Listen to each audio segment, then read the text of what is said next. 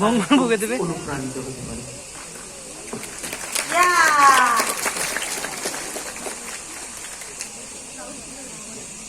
নমস্কার। সুবোধ জন্ম মন্টু স্যার তো বলেছিলেন এপ্রিল মাসের 9 তারিখ 2012। তো আমার বড় ছেলে ব্রাউন ইউনিভার্সিটিতে পড়ছে এখন, তো সেও ছোটবেলায় খুব জিনিয়াস ছিল। তো আমার ছোট ছেলেও আমরা এক্সপেক্ট করে নিয়েছিলাম সেও হয়তো এরকম কিছু হবে। তো ওর মা ওকে সাধারণত পড়ার দায়িত্ব দিয়েছে। ওর মনে হয় তখনও 2 বছর হয়নি। ওর মা ওকে পড়াচ্ছে 1+1, সে বলছে 2, কিন্তু সে আবার সাথে সাথে মাকে প্রশ্ন করছে, মা 1+1 যদি 2 হয় তাহলে n+n ইজ কত? তো মা একটু অবাক টবাক হয়ে এরপর অনেক সময় নিয়ে বললো 2n। এরপর মা তাকে বলছে, আচ্ছা বাদ দাও, যোগ অঙ্ক বাদ দাও, দেখি মাল্টিপ্লিকেশনে যায়। তো পড়াচ্ছে আপনার 2 × 2, সে উত্তর না দিয়ে বলছে তাহলে n × n কত হবে মা? তো মা এটার মধ্যে আনইউজুয়াল কিছু দেখতে পেল, কারণ 2-year-old-এ অ্যাবস্ট্রাকশন করাটা খুব কঠিন। তো তার মা আমাকে এটা বললো, তো আমি মনে করলাম এটা অ্যাক্সিডেন্টাল হতে পারে, কিন্তু এরকম ঘটনা ঘটতেই ছিল।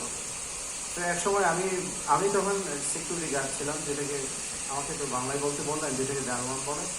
আর আমি তখন আমি যুক্তরাষ্ট্রের কথা বলছি, ইউএসের কথা বলছি। তো আমি সিকিউরিটি গার্ড করতাম রাতে, আর দিনে আমি স্টুডেন্ট ছিলাম, ম্যাথের স্টুডেন্ট, ম্যাথ এবং ফিজিক্সের। তো আমি কি করলাম, আমি আমার কিছু ক্লাস কম নিতে শুরু করলাম আস্তে আস্তে ওকে একটু পড়ানোর জন্য, কারণ আনইউজুয়াল কিছু টের পাচ্ছিল। তো যখন ওর বয়স 4 হলো তখন আমার পক্ষে আর সম্ভব হচ্ছিল না। তো আমি তাকে আমার সাথে আমার প্রফেসরদের কাছে নিয়ে যেতাম ক্লাসে, নিউ ইয়র্কের কথা বলছি। তখন এক সময় তার প্রফেসরদের পক্ষেও সম্ভব হচ্ছিল না। তখন তারা বলছিল যে তাকে যদি কিছু করা যায়, কোনো ইউনিভার্সিটিতে ক্লাস নেওয়া যায়। এর মধ্যে সে 4th গ্রেডে, তো তার 4th গ্রেডের সব টিচাররা ডিসিশন নিয়েছে প্রিন্সিপালকে বলবে যে তাকে জান করে 12th গ্রেডে দিয়ে দেওয়ার জন্য, কারণ সে 4th গ্রেডের পড়াগুলি সে বোরিং ফিল করছে। তো প্রধান শিক্ষক প্রিন্সিপাল বলে যুক্তরাষ্ট্রে, তাকে একটা টেস্ট দিল, স্টার টেস্ট, সে সেখানে 100-এ 100 পেল। তখন আমাদেরকে জানানো হলো তারা ডিসিশন নিয়েছে তাকে সুবর্ণকে 12th গ্রেডে দিবে। আমরা এতে একমত হতে পারলাম না, কারণ সুবর্ণ 4-year-old, সে এখনো আমরা খাইয়ে দিতে হয় তাকে। তো এটা তার আপনার সামাজিকভাবে তো আমরা সিদ্ধান্ত দিলাম 12th গ্রেডে না, তাকে বড়জোর 8th গ্রেডে দেওয়া যেতে পারে, তবে কন্ডিশন দিলাম স্কুলকে, সেটা তাকে বাসে করে অথবা যেভাবে হোক স্কুল তার 4th গ্রেডের ক্লাসমেটদের সাথে খেলতে দিতে হবে। কারণ আমরা ওদের চিন্তা করছিলাম সে তার সোশ্যাল ডেভেলপমেন্টটা যাতে ঠিকভাবে হয়।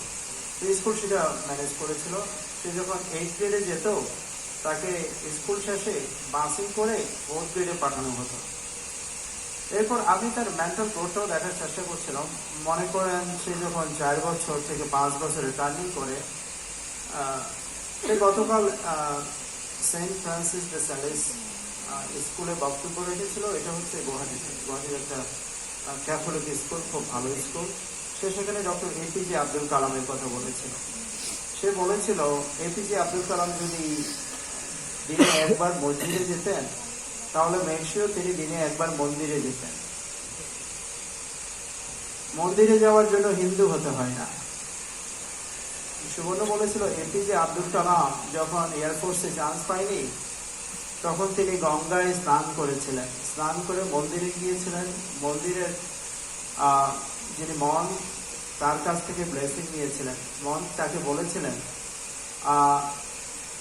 তোমার মধ্যে যে স্বপ্ন আছে এটা আমি টের পাচ্ছি, স্বপ্নরা ভগবান কিন্তু পূর্ণ করে দেবে। এপিজে আব্দুল কালাম তার বইতে লিখেছেন, the prayer that you make in mosque or temple or church, they all reach to the same destination. আপনাকে হিন্দু হতে হবে না আপনাকে যদি মন্দিরে যেতে হয়। সুবর্ণ যদি কখনো মসজিদে যায়, সে make sure that he goes to temple. I am like speaking two languages, so forgive me. Smooth transition doesn't happen often, and human computer is behind me. So তার 4 বছর যখন বয়স, সে যখন 5 বছর হবে, ও ঘটনাটা ভালো করে বলতে পারবে। তো আমি তাকে একটা চ্যালেঞ্জ দিয়েছিলাম, আমি লিখে দিয়েছিলাম, read Quran for 1 hour, but you have 5 hours to celebrate your birthday. আমি এটা চ্যালেঞ্জ মনে করেছিলাম কারণ আপনারা উত্তর দিতে পারবেন না। কেউ উত্তর দিতে পারলে বলুন, হাত তুলুন। Read Quran for 1 hour, but you have 5 hours to celebrate your birthday. You must spend 5 hours to celebrate your birthday. Challenging problem. যদি কেউ উত্তর দিতে পারেন, সে 4 বছর ছিল, in the middle of 4 and 5, কেউ উত্তর দিতে পারবেন?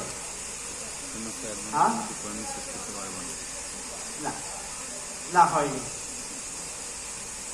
সে বুঝতে পেরেছিল ঘরের মধ্যে আরো 4টা ধর্মগ্রন্থ লুকিয়ে আছে, এগুলি বের করতে হবে এবং পড়তে হবে। সে ভগবত গীতা কোথাও লুকিয়ে আছে ঘরের মধ্যে, সেইটা বের করে 1 ঘন্টা পড়েছে।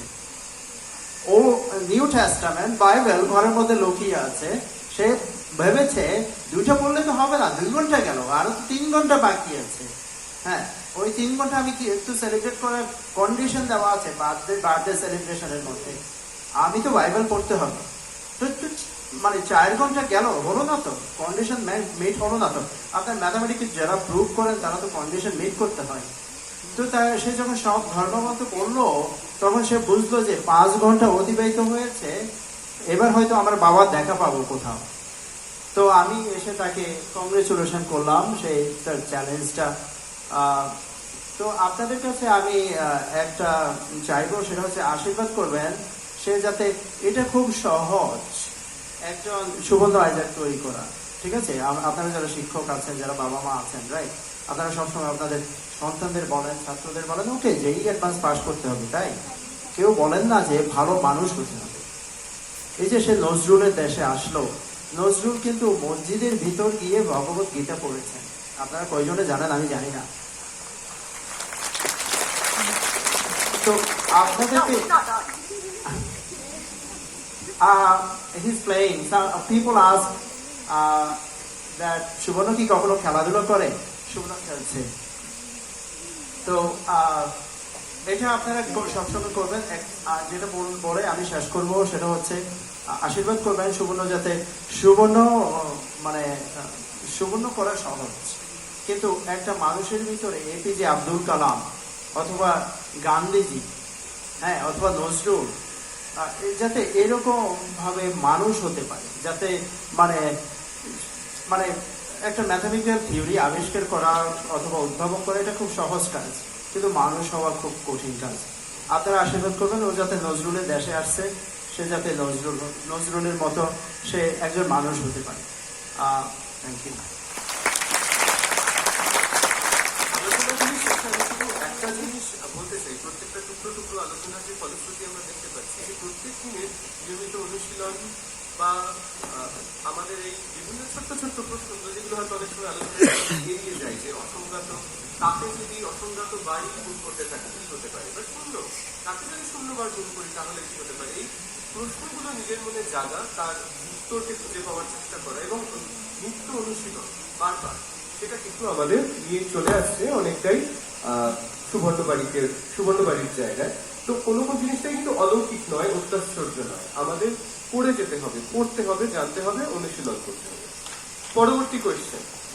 হ্যালো সুবর্ণ। Oh, what? Yeah. So I don't have any question, but I have a query that is out of the box. So my subject, that is not mathematics, but my subject is philosophy. So I just want to know that from you that there was a time when the whole world not know about any word and about the knowledge and other skills. But at that same time, India was very enriched by its Vedas, and there are many ancient texts also. So I just want to know from you that the modern science and the modern mathematics, or the whatever now doing the science. So is there any influence that the modern science get from the Vedas and the other texts? Because there are many similarities with the time. Like we have many Indian philosophical schools, like there are Boshishiva philosophy, which actually talk about atomism. So I just want to know from you that have you read about any kind of this thing? Because for understanding the philosophy and with related to mathematics, that is certain hard. And for that, to understand those kind of things, we need a broad mind, which I don't have, but I think you have, because we are genius. So, so I just You want tell to me I'll slip. So I just want to know what is your take on this. Okay, so as I answer to any other question of this kind, whoever is spiritual and view science as their connection to God or the gods or their religion, I mean, Dr. Kalam did that himself, and he was still an extremely successful scientist. Sometimes faith is all it takes, once again. But I'm not one to espouse any specific religion or support any specific religion. So I will not say that I deny a connection of science to the Vedas or accept a connection to the Vedas. If I'm remembering correctly, there are religious texts. Is that okay?